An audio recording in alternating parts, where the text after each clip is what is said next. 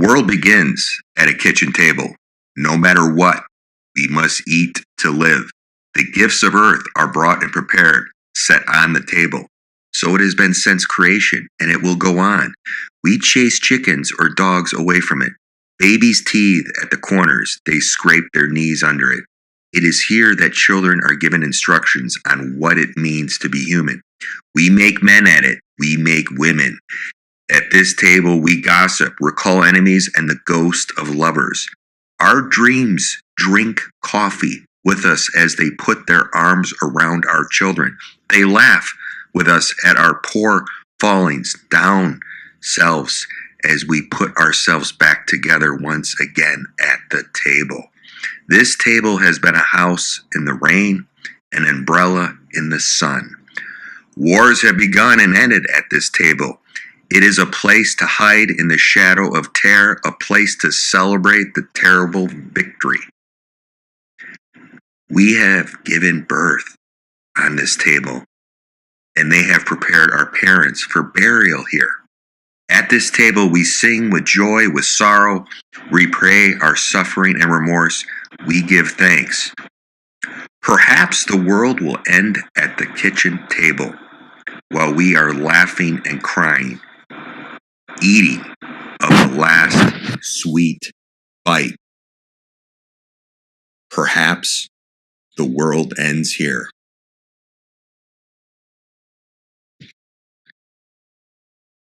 My name is Tim McClone. This is the Mac Oligarchy podcast, and that was a poem by J.H., 1951.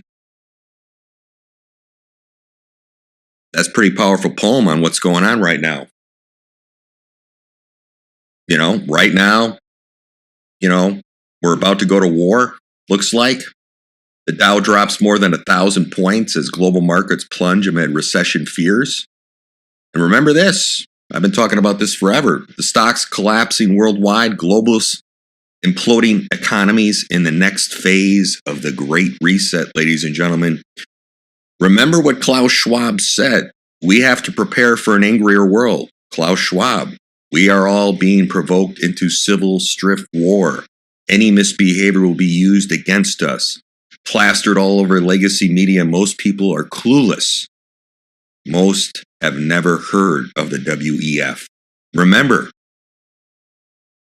your audience is the millions of normal people at home looking at what has been cultivated to manipulate them through their screens, watching that TV, believing everything you hear. Everything I've been following has led up to this point. I will leave you with two quotes. What is your dream? Is it a dream, regardless of what level you're at, ladies and gentlemen? Doesn't matter what level you're at. It's always a dream. And remember what Jackie Gleason said. He said it a long time ago. He said, Hollywood will paint you into a corner of luxury when you break this stuff down. And it's epic times to be alive. And everything that I followed in the tea leaves has led up to this point. The political climate, everything going on. It's epic times to be alive. When you look at history, and I love following politics and the history of America and then World War II, I just went through a whole series of the history of World War II. It was a fascinating video, movie documentary. And our parents had it worse than what's going on right now. It's always been crazy throughout history. Everyone thinks this is so bad right now and what's really going on, but it's always been constant chaos. This is, like I said, they're going to have to bring you to war because the economy is doing so bad. One side can't talk about the political issues. They only want to talk about the other guy on the side of the fence. They don't want to talk about the issues because it's so dismal. Now, we have a stock market crash. We've been in a recession since 2023 when we had 2 consecutive negative quarters of growth to GDP, I would argue. But the current administration tried to change the metrics. But it's always been a recession 10 plus times since World War II when we have had 2 consecutive quarters of negative growth to GDP. So don't let that TV fool you. We have been in a recession since 2023. Remember early 23, 60,000 tech jobs And then in 24, all the companies, Spotify, Amazon, other companies, I went through the list of all the jobs that have been taken down.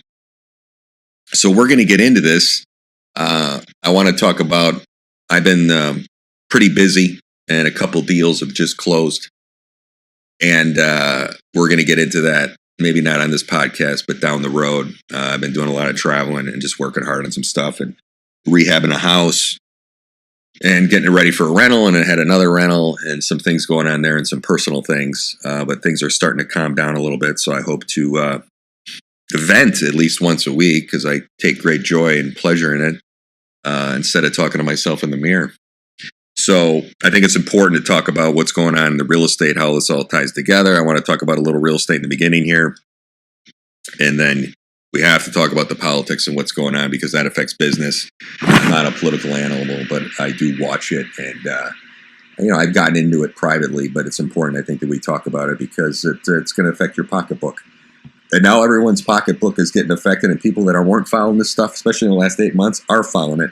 Because you're starting to ask questions like, hey, what's going on? Why I don't have as much money in my wallet?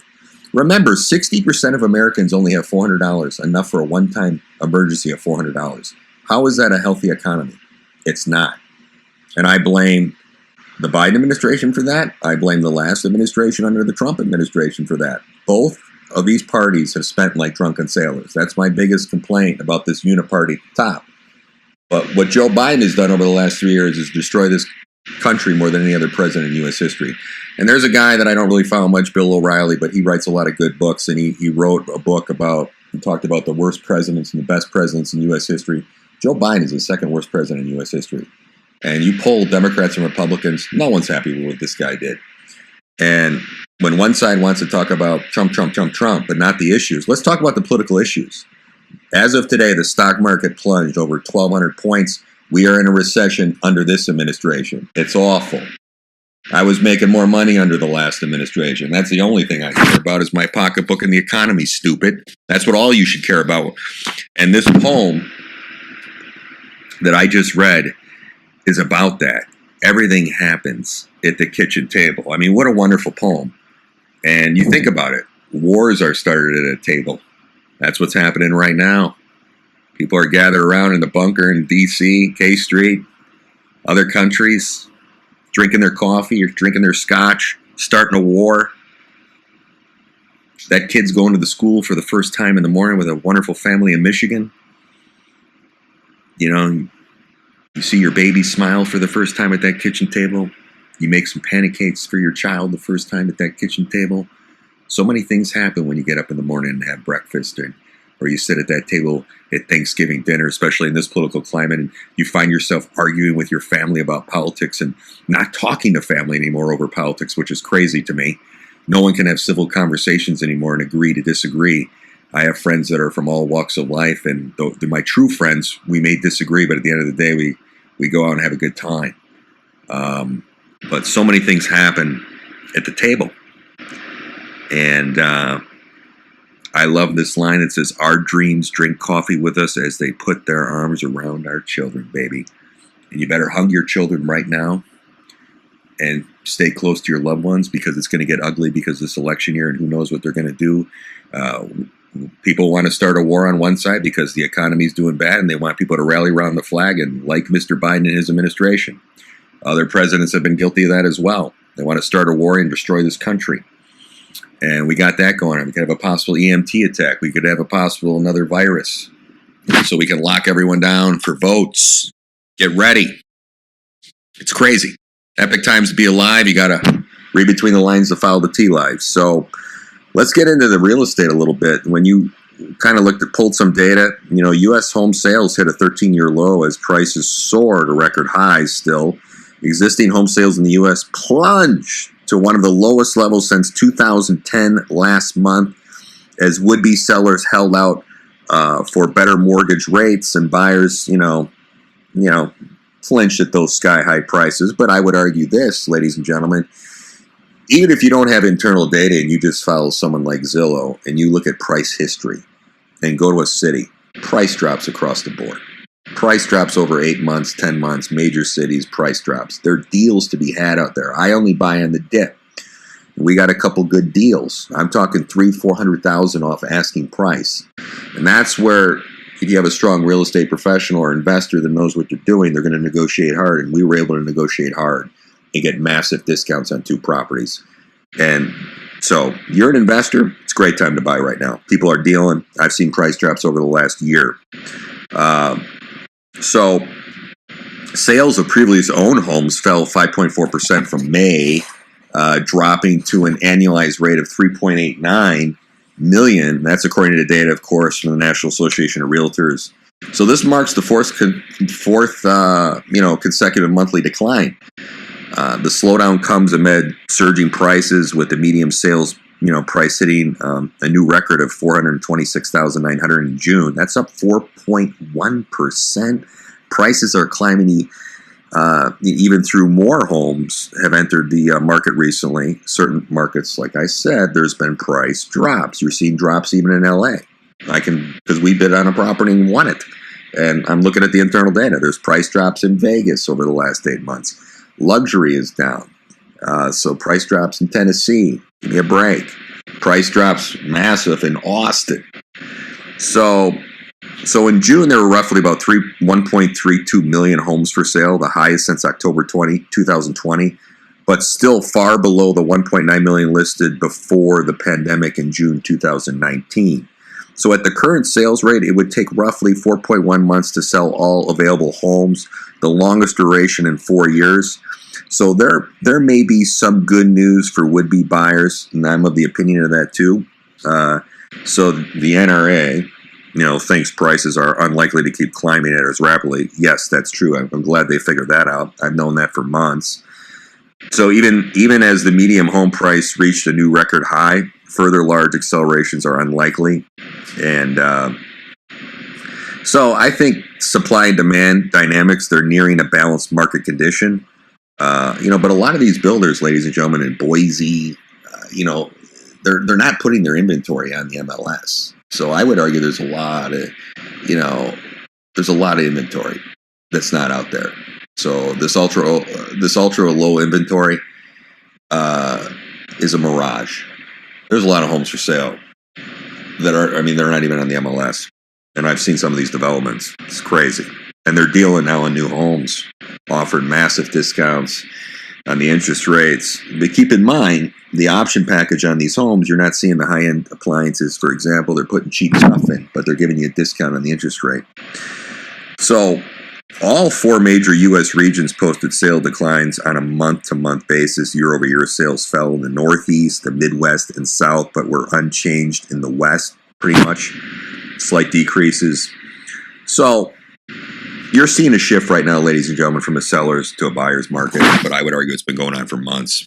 Absolutely 100%. So we got to keep an eye on that. Like I said, as an investor, which I do first and foremost, I just maintain licenses so I can look at internal data. It's not my forte. I'd rather deal with my own stuff and deal with clients. The goal is any real estate professional, like I told you, is to have your own passive income. That should be your goal. And that's what I focus on. But I love to learn and look at data, so I get multiple licenses in multiple states. But my thing is to do my own deals and then partner with other people that want to be investors and take a piece of the pie. And that's what we just did on this deal. So I increased my cash flow $2,800 a month. Thank you very much. So we got to look at that jobs report, that fake jobs report, but now they can't hide it anymore. Jobless claims surged. This is under the Biden administration now. Jobless claims, this was a couple days ago. So jobless claims surged the highest level in nearly a year. Ongoing jobless hit highest since 2021. Jobless claims, they say unexpectedly. Bullshit. They risen by over 15,000 and nearly 249,000. This was higher than even the most pessimistic forecast in an economic survey, and the consensus estimated like 236,000. So the number of people collecting unemployment benefits beyond their initial week increased by 34,000 to 1.88 million. This is the highest number of continuing claims since 2021, when the economy was still, staggering from the pandemic. The plandemic. So The rise continuing claims indicate that Americans who have lost their jobs are having even more trouble finding new work. The biggest increases in new claims were in Michigan, Texas, which was hit by a hurricane. I love how they throw this bullshit out. Ladies and gentlemen, as I said earlier in the presentation, massive jobs were lost in 23. We had 2 consecutive quarters of negative growth. We've been in a recession. Because of the inflation, when someone had one job, they have to have 2 to 3 jobs, and they're counting that to make the same money they were making before the inflation. They count part-time jobs, all the people that have fallen off. All the new jobs were just jobs gained that were lost during the pandemic and were regained. It is such a bullshit report. The unemployment rate is really 15 to 20%, 100%. And the bottom line is 6-figure jobs being created are very low. Majority of jobs that we're creating are minimum wage jobs, $20 an hour, $25 an hour, not 6-figure jobs. So that's the rub. So the Federal Reserve said this week that the risk of labor market weakening were roughly balanced now with the risk of rising inflation. What a bunch of bullshit. I mean, this is just, I love the shell game they play. So it's bad. We got jobs, unemployment's up. We are in a recession. Now we got ships going to the Mideast. We got Israel. I got a problem with Netanyahu. He's pushing too far. And, we all know that the Trump shooter didn't work. It's well known now. And I don't want to get too deep into this because he didn't act alone. The whole Secret Service stood down to allow this, but he didn't. He had help. He's flying a drone. I mean, it's just, the whole thing is ridiculous. So, on that note, transitioning to that epic moment, the CIA, which rarely makes a statement on this kind of thing, because this has been going on for a long time, and this is stuff that I read about and follow. The CIA came out and made a statement on their website, denies using MK Ultra mind control programming on the Trump shooter. It's incredible that they made a statement about this. So I love that the mainstream media position is, yes, the CIA did bad things in the 50s. Remember this? They talk about the CIA did bad things in the 50s, the 60s, the 70s, the 80s, the 90s, and the 2000s. But nobody was ever prosecuted, and there were no reforms. So now they don't do bad things today. You get the irony in that? Because I was following these articles on mainstream media. Oh, yeah, they did bad things in the 50s and 60s and 90s and even 2000. But ladies and gentlemen, no one was ever prosecuted. And there were no reforms. So now they don't do bad things today. You see that? So the CIA has no relationship whatsoever with Thomas Cook, they said, regarding MK Ultra. The CIA's program, they said they shut down that program more than 40 years ago. Few people don't know about MK Ultra and read about it. The CIA was doing this in the 50s. They had the technology then to control people. And there's a lot of black ops and stuff going on at black sites. And they still use this stuff. Come on. So they said they shut it down. The CIA wants you to know it did not use mind control programming on the 20-year-old shooter who tried to assassinate former President Donald Trump. I guess it's settled then, ladies and gentlemen. Just like, 51 intelligence agencies said the Hunter Biden laptop story was false, propaganda, Russian. And guess what? It turned out to be true. So the intelligence agencies actually signed a document and they lied. Do you understand that? So what do we pick and choose? They lied about that, but not lied about this? It's just very interesting. I'm not going to dig too deep into this, that they would come out and make a statement. I think they showed their cards. We know now that the massive failures of the Secret Service and pulling off the A detail, this DEI stuff, having the radio communications shut down is very shady. And it doesn't take too many people to do this at the top, and everyone else is kind of left in the dark. And listening to the videos of the local police and the radio community, they told them to stand down. And this kid had help. That is 100% true. And now we got to go see how much deeper it goes than that. So it was a rare public statement addressing online, so-called conspiracy theories that the CIA said related to the attempted hit on Trump. The CIA insisted it did not use MK Ultra mind control programming techniques on Thomas Matthew Cooks to shoot the former president. So their exact words, and I like to look at both sides of things. These claims are utterly false, absurd, and damaging, a CIA spokesman said in, I think it was Wired last week. The CIA had no relationship whatsoever with Thomas Cook regarding MKUltra. The CIA's program was shut down 40 years ago, blah, blah, blah. After disparaging Trump supporters, it's just the declassified information is publicly available. So it's just unbelievable. After disparaging Trump supporters as some of the dumbest people on the planet, Matt Novick acknowledged that sometimes conspiracy theories surrounding these kinds of historic incidents turn out to be true. Isn't that interesting? So if you kind of look at this, what happened in the last couple of weeks, questions about the incident began swirling online in days and weeks after the attempted assassination of Trump as the Secret Service security lapses and Cook's background came into more focus. So what I'd like to ask is, how was the 20-year-old loner? They're always a loner. They're always a patsy. How was he able to fly a drone, stake out the rally prior to Trump's speech, sneak onto the grounds with explosives, climb a roof, position himself for a clear shot at the Trump only 130 yards away? And now we know that they had eyes on this guy for a ridiculous 30-plus minutes. There's no way, ladies and gentlemen. There's no way. This kid had help. Soon enough, security turned into the intelligence community, given its suspected role. And this is really, people start freaking out because of the assassination of John F. Kennedy in '63 and the cover-up that happened with that. And they were talking about a Manchurian Candidate and MKUltra. That began trending on social media. But let's be honest, just like Mike Pompeo said, he goes, we lie for a living. Mike Pompeo was the director of CIA under the Trump administration. He's like, we lie for a living. So despite the fact that the CIA's entire brand is lying to and misleading the American people, that's 100% true.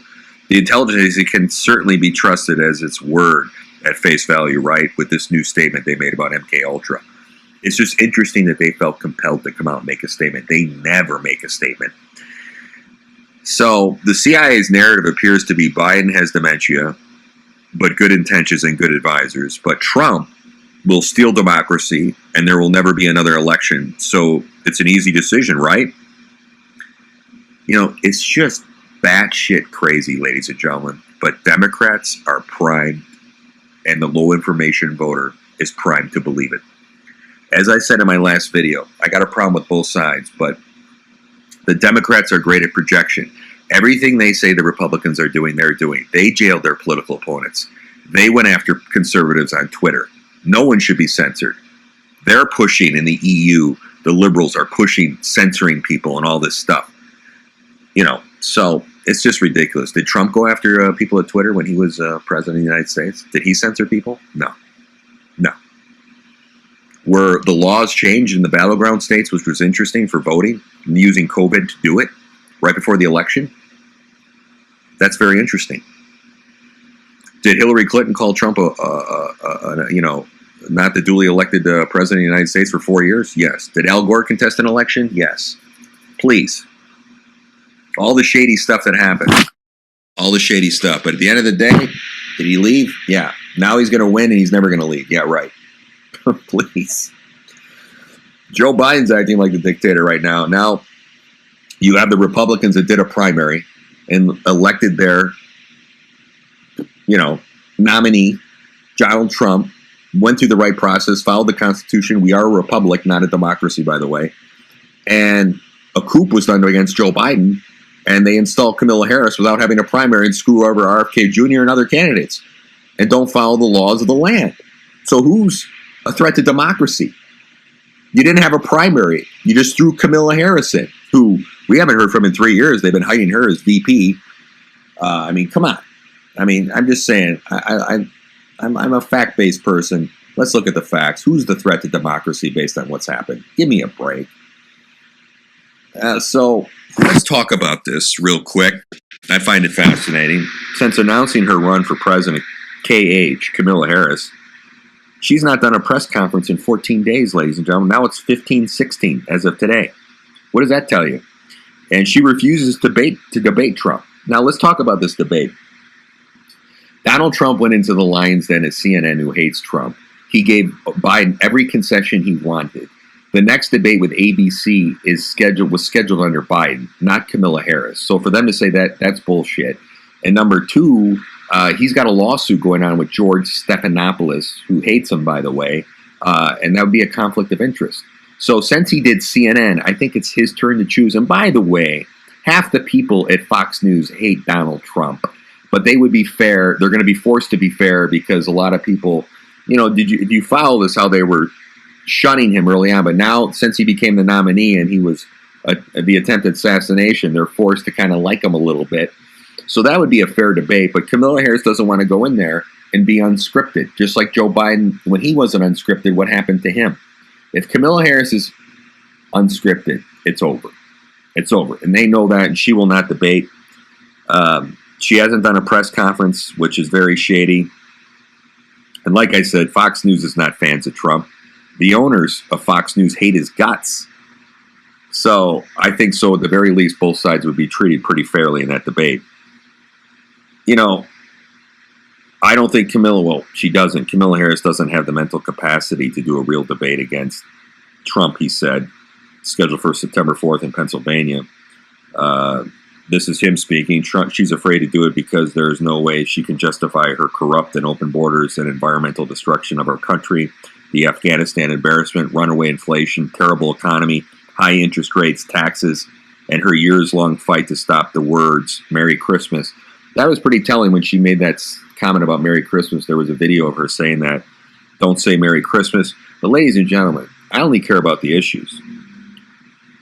We have open borders. We have runaway inflation. We have a terrible economy right now. The stock market just dropped 1,200 points a day. You can't blame the last administration. The current administration's been in for 3.5 years. We have high interest rate and taxes. Let's talk about that. But one side doesn't want to talk about policy. They just want to hate the guy running for office. That should be all telling to you. Let's talk about policy. And unfortunately, the Democrats have done a poor job on policy. Okay? I'm a middle-of-the-road libertarian. I got problems with the Republicans and how they spend. Trust me. And I got some problems with Donald Trump on certain issues, especially spending. And, like any president, a lot of them, like Barack Obama said, hey, listen, I found being a senator very boring. It wasn't challenging. He didn't do a lot of reading. Trump, the first time around, did his briefings, but probably didn't read as much and had bad people around him. That's his own fault. But he didn't know. It was a new environment, but he knows this time around. So all these guys are guilty of that, being a little lazy, listening to your briefers, not digging a little deeper. And, and the way they spent with those ominous spending bills, I got problems with Republicans too. So now that Kamala Harris is the Democrat standard bearer, the media and the Democrats are gaslighting the American people, ladies and gentlemen. It's just disgusting that now she's a moderate and an intelligent alternative to Biden heading into the general election. So, it's just... it's crazy. I mean, did you see Senator Cotton on CNN? And, so when Collins, pressed the senator about Trump's comments on the Harris being black thing, if you remember those comments, Cotton unloaded, giving CNN host a short lesson in Journalism 101. He said, for 4 years ago, Joe Biden said, if you don't vote for him, you ain't black. Could you imagine a more insulting comment? He reminded the CNN host, Joe Biden is presuming to judge the political views of 1/8 of our fellow citizens based on their skin color. Did you ever ask Kamala Harris to condemn his remarks?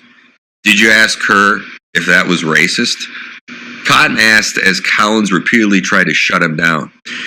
He asked, did you ask Kamala Harris why she's willing to serve as vice president for a man she essentially called a racist and a segregationist?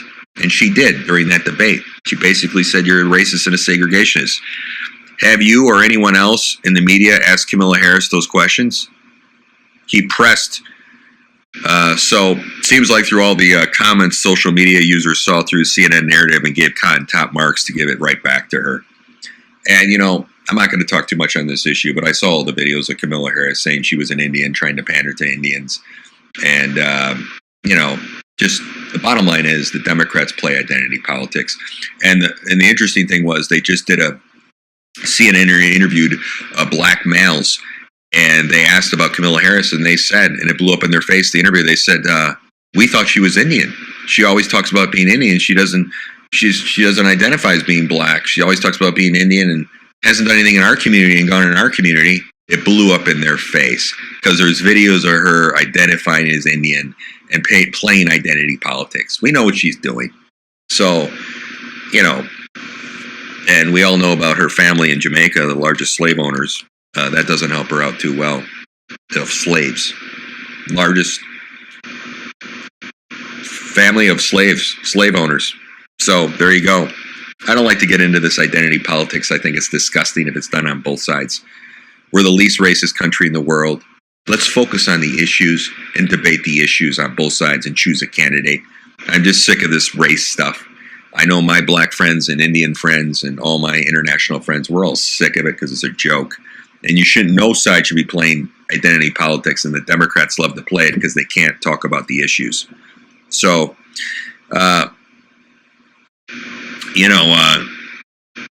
I know a lot. It's a very sensitive. The race issue is very sensitive. But it isn't a race issue. This race,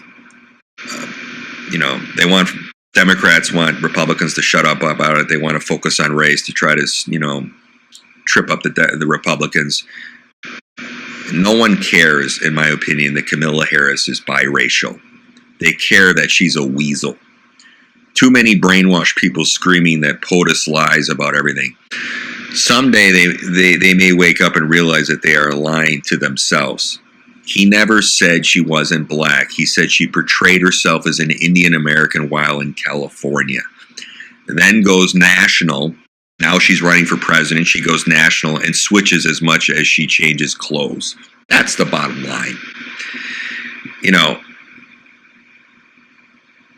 I gotta tell you that I'm not sure that the current obsession with forcing Trump to only talk about straight up policy is fully thought through. The thing that Trump is pointing out is that she is a shitty chameleon who pretends to be whatever she needs to be for whatever audience she is in front of, and that she can't be trusted.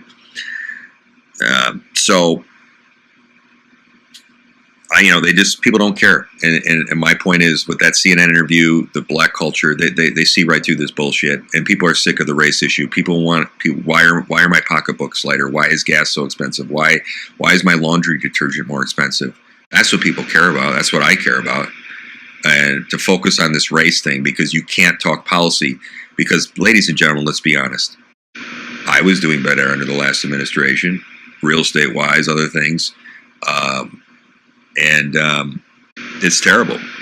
The Democrats can't talk about policy because they've done a lousy job. I wish they did a great job the last 3 years, and if they did, I would vote for them. But when you destroy our cities, when you put prosecutors in office, they're letting criminals out on the street. One of my friends got beat up really bad, got stitches in his face. He's going to have a scar the rest of his life because of this bullshit. It's bullshit. It's all about political power. And we're all sick of it. So her honeymoon is ending. And now the CNN did an interview and said she's not going to do any interviews. She's just going to go do massive advertising blitz campaign. You're going to learn about Kamala Harris through that. They're even admitting they want her scripted, not to do an interview with anyone, even people on her side, because she's going to be forced to talk about her record, which she has none. I got problems with the Republicans, but I never understood. When I read that poem to you, when you sit around at your kitchen table with your family, and I've always said this, and you talk about the policy issues, you don't talk about Kamala Harris and her color, Donald Trump and the color of his head, or how fat he is, or this or that. I don't care about any of those things. I care about the policies and how they're going to affect my family. You're a very myopic individual if you only look at, Kamala Harris said she was Indian, and Donald Trump, he's a little orange. Who cares about that? Who cares about the man's Twitter? But he learned, and I do believe, the Democrats play smash mouth football. They play hardball. You got to hit back. The problems with the yellow, gutless, coward Republicans are a bunch of pussies. You got to play hardball. You do got to hit her back. And they're wrong on that. he wins. The independents are going to see through that. And it's the economy, stupid. You people should not focus on like you're going to have lunch with Kamala Harris or Donald Trump. Who cares? How the policy is going to affect your family. That's what you should only care about. You know, one of my majors was psychology, and I follow this guy who kind of analyzes body language of all the candidates and, you know, Secret Service stuff. And I do a lot of research on that. And when Trump gave that talk, here's everything you need to know about the Democratic Party. When Trump was president last time, he reached out to the Black Caucus and said, let's meet, come to the White House. Let's see if we can, you know, have a meeting of the minds. Guess what Chuck Schumer did? Chuck Schumer called the Black Caucus and said, don't meet with him, it's bad optics. That's what politics is, man. They squashed it because they don't want unity. They want constant fighting. There's Chuck Schumer for you. But what Trump did when he went to speak to that black group and did that interview, and Kamala Harris didn't show up, by the way, he used a persuasion technique called entering your illusion, in my opinion. So this method involves you're basically accepting the illusion you are trying to defeat and showing its absurdity on its face by taking it to its obvious conclusion. So what Trump did was he accepted the Democratic worldview that identity is the key variable. And that's what I said. You know, the Democrats like to play, you know, identity politics more than the Republicans. Okay. And what he did was he said, okay, I accept your worldview. And that's what he did. And as the key variable. And then casually he discussed like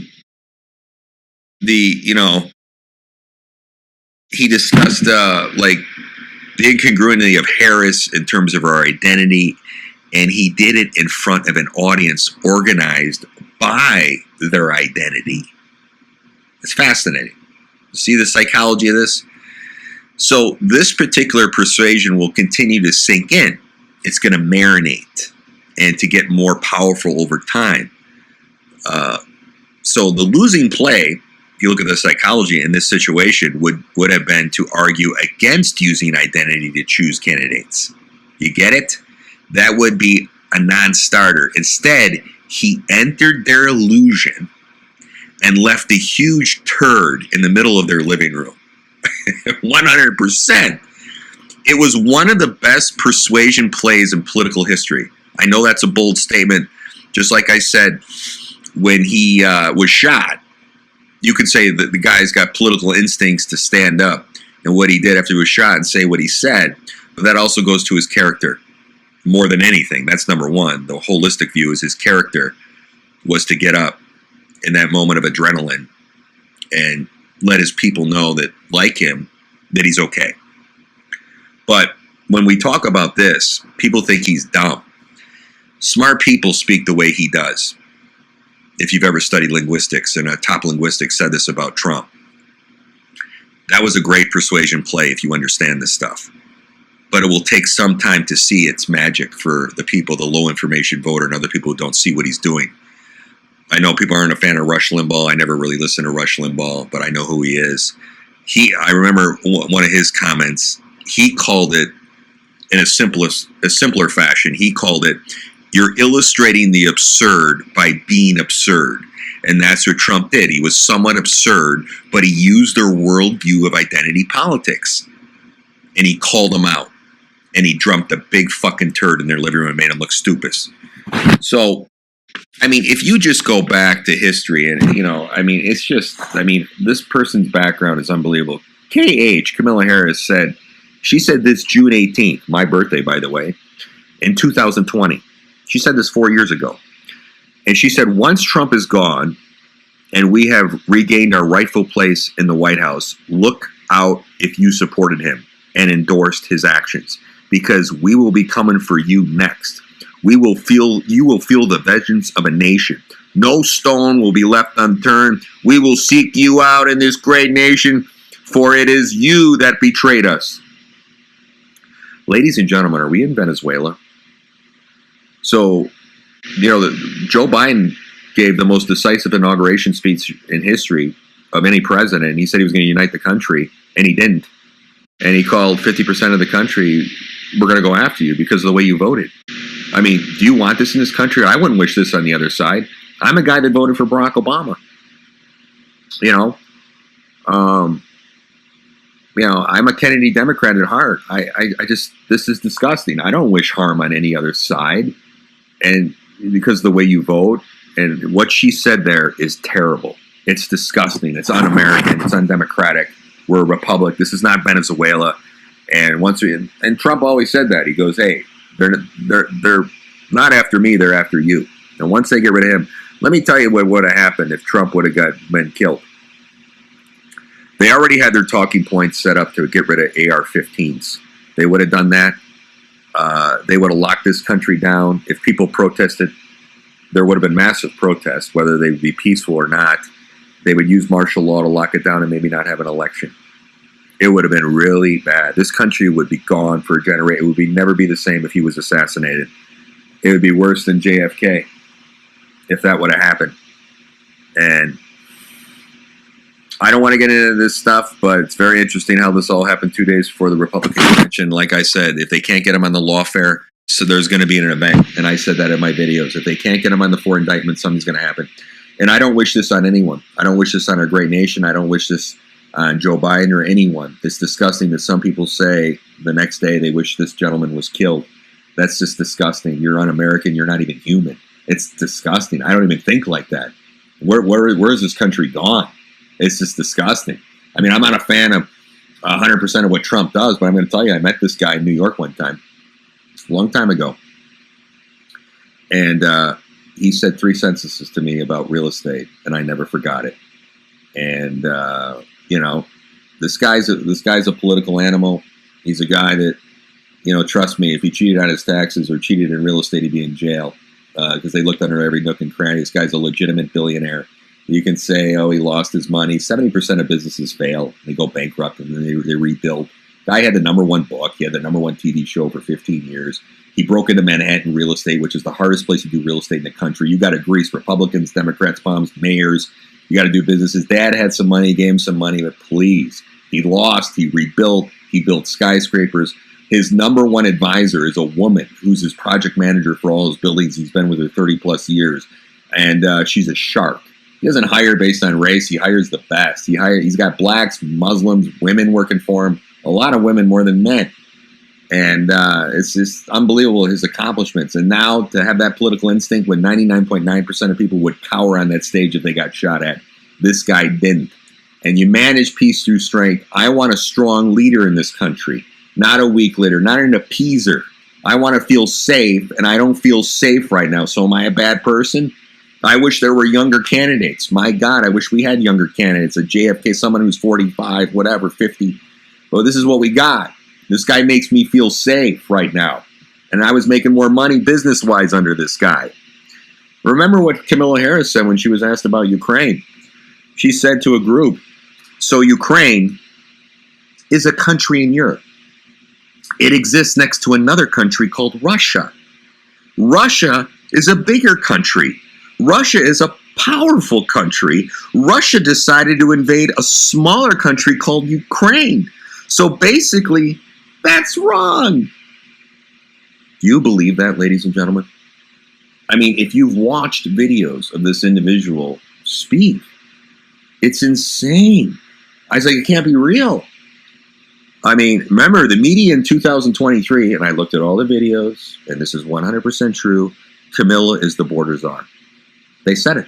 I saw the videos. Now the media in 24, Camilla wasn't the border czar. Do you see these radical policies that now she's saying, oh, I wasn't the border czar. Oh, I wasn't against the police and defunding the police, but she was. And guess what's going to happen if she gets elected? She's going to be for defunding the police. The border is going to continue to be open. Nothing's going to change. Why don't you vote on the policies? The policies of Kamala Harris are going to be the same as what Joe Biden's were, plus tenfold on steroids, more to the left.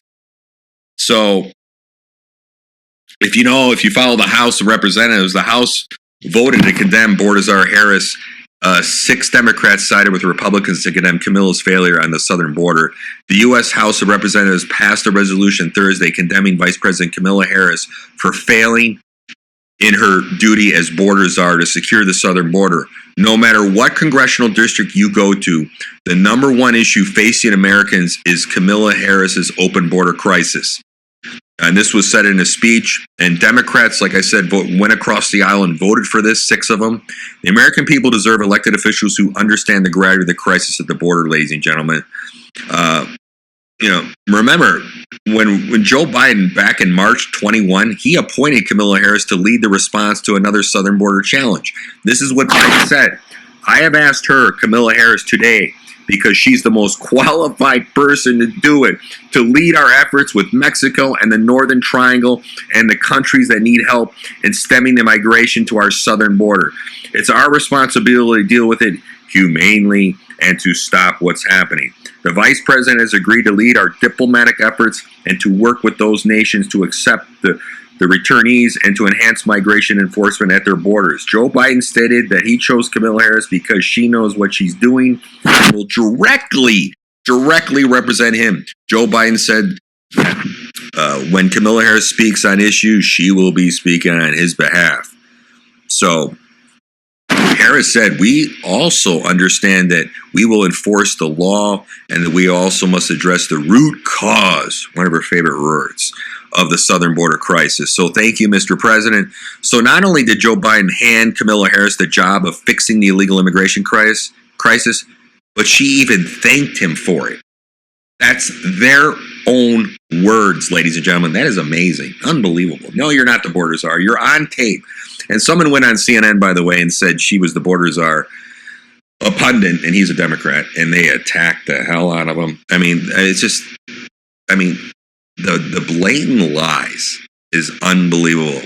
And the bottom line is the whole system is not working, ladies and gentlemen. And I think now the public knows it more so on a grander scale than ever. Joe Biden has been an empty vessel. He was showing cognitive issues back in 2020. If you follow this, I know people that work in pharmaceuticals, top people. Joe Biden has Parkinson's. He's been cognitively declining.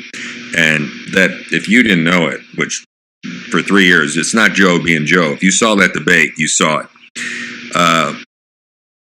So, like I said, Joe Biden is an empty vessel. He is a veneer to push this radical agenda on America.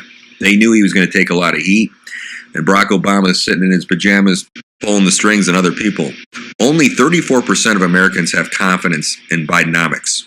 Now, Kamala Harris just said Bidenomics is working.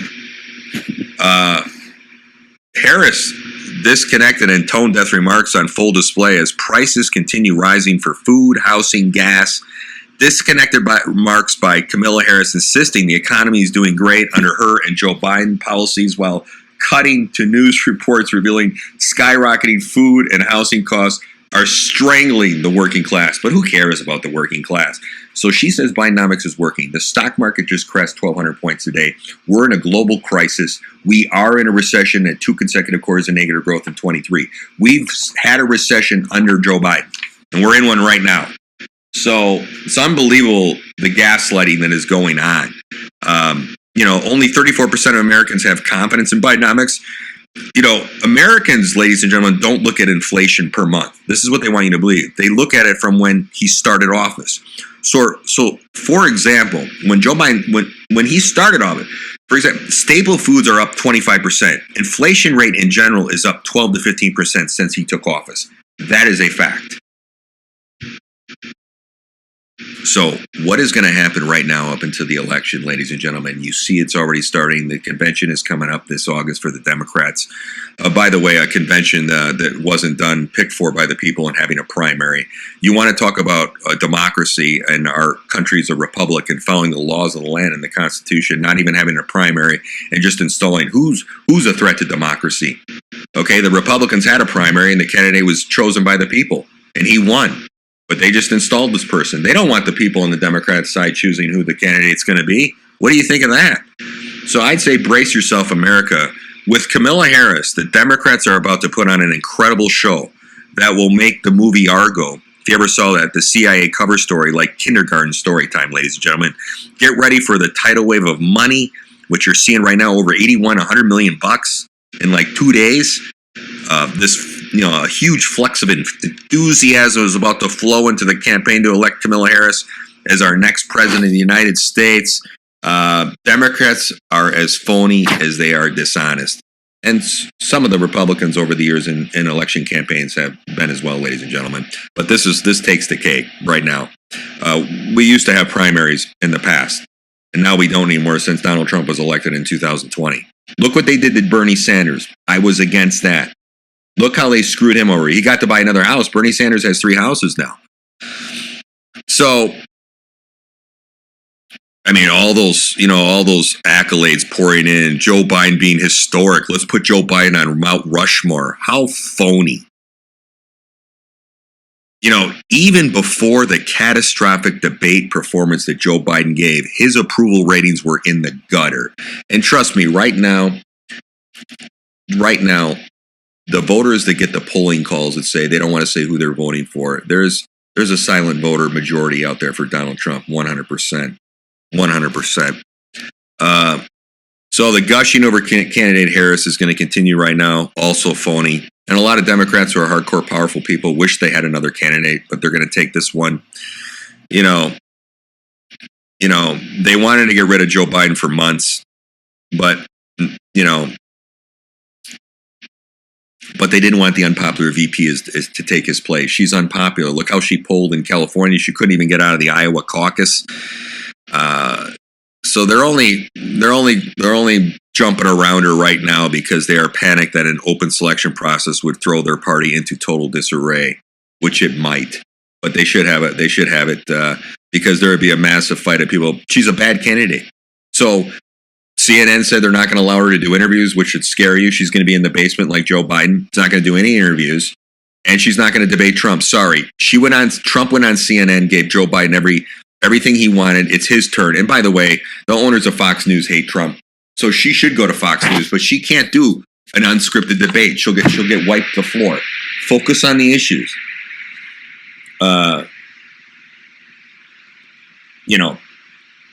As vice president, Harris has played a pivotal role in perpetuating one of the greatest political deceptions ever, a deception that has undermined confidence in our political system and with our country at risk. For this alone, she is disqualified from ever serving as the nation's commander-in-chief.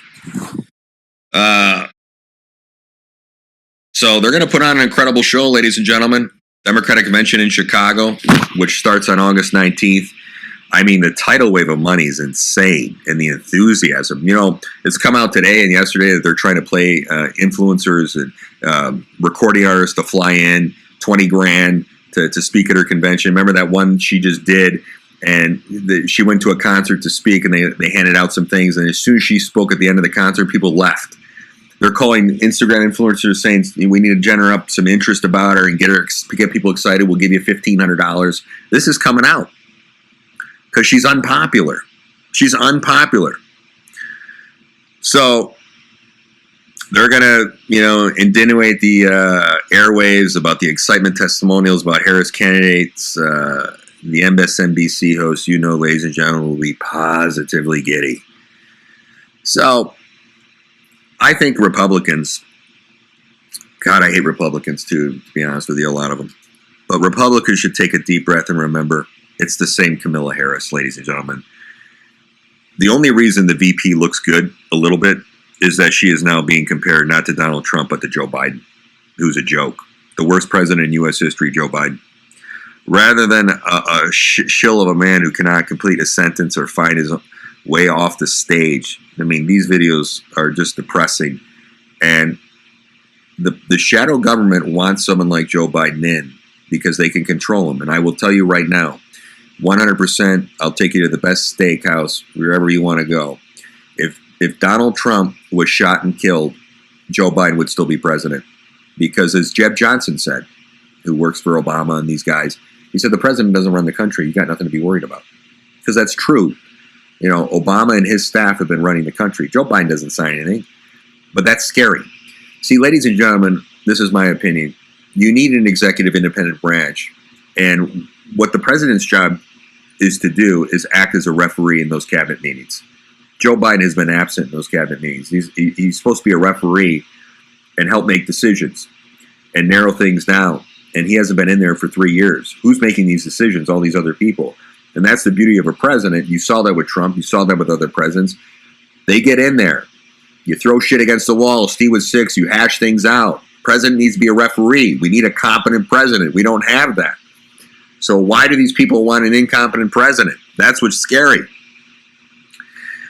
So this guy, Biden should be 25th Amendment and out, but he's got so much dirt on people, and he's got his son who's crazy and other people that know, even if Joe Biden can't talk, that are protecting him, that probably have a lot of dirt on people. So they're making a sweet deal with pardons and a buyout guaranteed. Both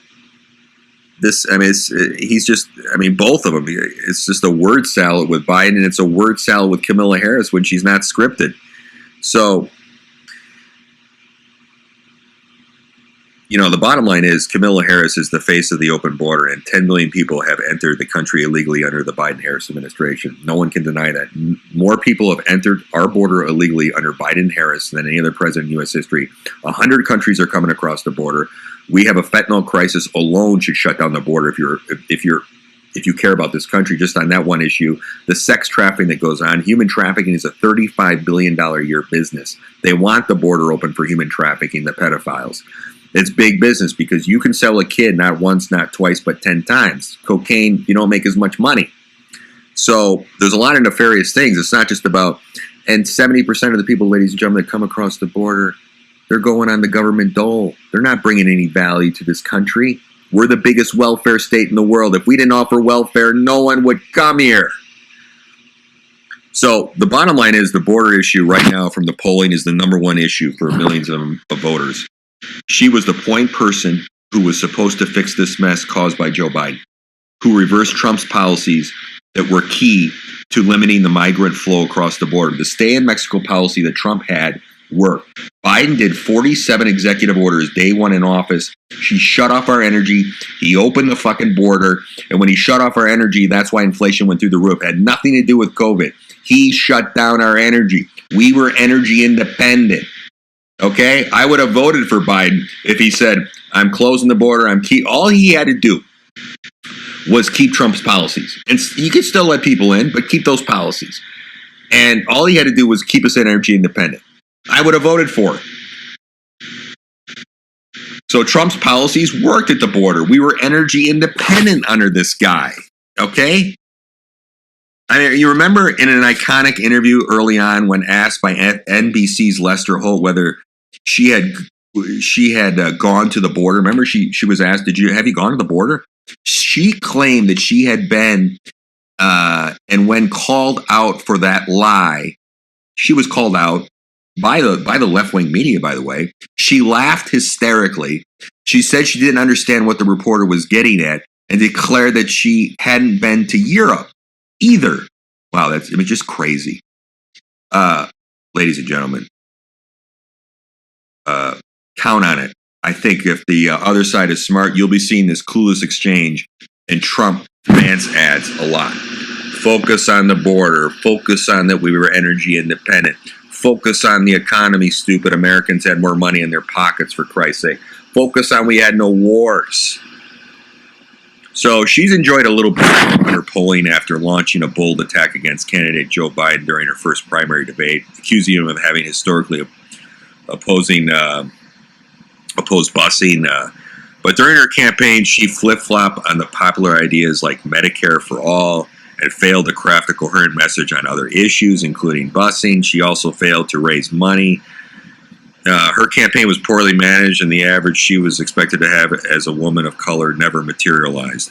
A few months before she exited the primaries, poll showed her winning only 1% of the black vote. Blacks don't like her. She's a phony, an absolute phony.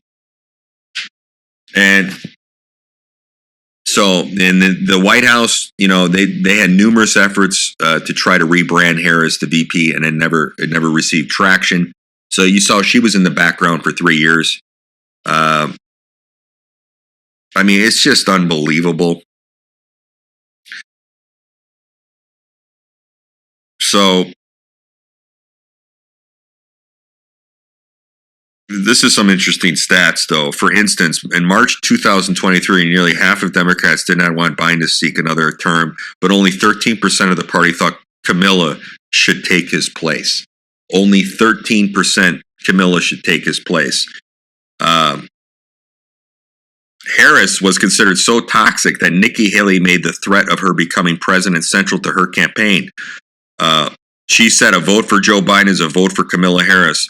Was not only to alert voters of Joe Biden's advanced age, it also was a reminder and warning that should Biden have to step aside, Harris would be next in line, baby. That's a big fucking problem. So, voters were souring on Biden big time. They knew they needed to get rid of him, and that debate was a disaster. They knew with Biden they would for sure lose. They couldn't hide it. And, this was interesting, though. One heroic effort came from Political, which is about a year ago. They ran this intriguing headline: "Why Kamala Harris is a better VP than you think." Some professor, Julia Azari, unsuccessfully tried to explain away Harris's dismal performance, and in frustration suggests that at least the VP is the spokesperson for underrepresented groups. But even she had to concede that Harris is not popular with black voters. There you go. She's not popular with black voters. And CNN just did an interview the other day with black men voters, and they hate her. They hate her. They see through it. They called out that we thought she was Indian. She's talking about her Indian heritage. She didn't do anything for us. So,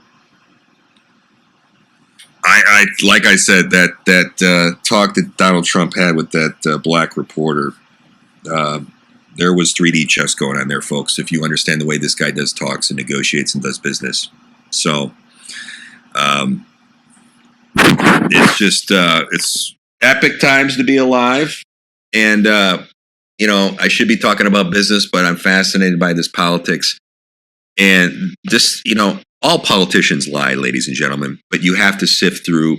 And some people don't have the time to do all this stuff. And I do have the time to look at some of this stuff. And I might be looking at it late at night. And I talk to people on the ground that are in D.C. and have friends that work in D.C. and in the market and what have you. And, but the outright propaganda and lying is so in your face now that they hated this individual. Now she's national. Now she's running national campaign, and now we love her. Best thing since sliced bread. But her record and Joe Biden's record is dismal, and that's all I care about. I don't care about personalities. I care about the record. If these guys were crushing it, if we weren't in all these wars, the economy was doing well, Joe Biden changed real estate laws, this un-American attitude, these people spit on the Constitution. Yes, I know it's an old document, but it was 100 years ahead of its time. And if you understand the worldview holistically in other countries, how they're run, like Venezuela, and that's where we're going. And there's people in this country that believe in socialism. I don't. I believe in capitalism. I believe in entrepreneurship. And that's where we're ending up. You see what's going on with Maduro, who's jailing and shooting his political opponents. That's what they want to do here. And the start is one side did jail their political opponents, which I'm completely against. You shouldn't be doing that against Biden or Barack Obama. You don't go after these guys for contempt charges in court that the Trump administration never went after. We're becoming Venezuela. I don't want to become that. I'm not happy with both candidates, but put a gun to my head. It's an easy choice. And I don't like where this country's going right now. If you follow the history of the Constitution, and I study this, and I am fascinated by world history and been neck deep in it, especially the last 3.5, 4 years. I wish I was in it a lot earlier. And I meet with a group once every 10 days to talk about, world events, politics, and real estate. And this is fascinating. Some of these people are really bright, and I'm learning a lot. But this is terrible what's going on right now. And I just don't, I'm strictly focused on the policies. And my point to you is that's what you should focus on. Don't focus on the individual. What are their policies and how is it going to affect your family, your day-to-day life, your job, your taxes? That's what I care about. So it's going to get ugly before it gets better right now with this November election. Be ready for some crazy black swan events because they are coming 100%. And be safe out there. Be safe out there. Take care of your family. Take care of yourself. Be kind to people now more than ever. I know it's hard. It was hard for me. But you got to smile more and get up every day and try to make someone smile. And that's what I try to do every day. You know, I'm sort of a morose guy, but I've learned to enjoy life, enjoy the moment more. And that's what you got to do and not be so focused on the road. Because, ladies and gentlemen, what I've learned when I've seen some friends and deaths and what's going on in this world, it could all end tomorrow. Everyone says that, but it could. No one takes it seriously, but I seriously do. It could all end tomorrow. And call people more that you love and talk to people more, because you never know when it's going to be over. And it's very dangerous out there right now on top of it. You not only got to worry about like illnesses and getting illnesses and what's in the water and the environment, everything's so polluted and pesticides. It's crazy now with all the criminals running around on the streets. Okay, it's crazy. All the burglaries going on. Someone, you know, I could tell stories left and right of personal friends. It's crazy. So be safe out there. It's an insane world. But everyone needs to come together and love each other. This is the best country in the world. It's the least racist country in the world. And don't hate on people for their views. Have a common sense discussion. That's what this whole election boils down to me and what's going on in politics in the world. It's all about common sense. Use some common sense and come to your conclusion. This is the Mac Oligarchy podcast. Take care and remember, it's a long way to the top if you want to rock and roll. It's not going to happen overnight. Ciao.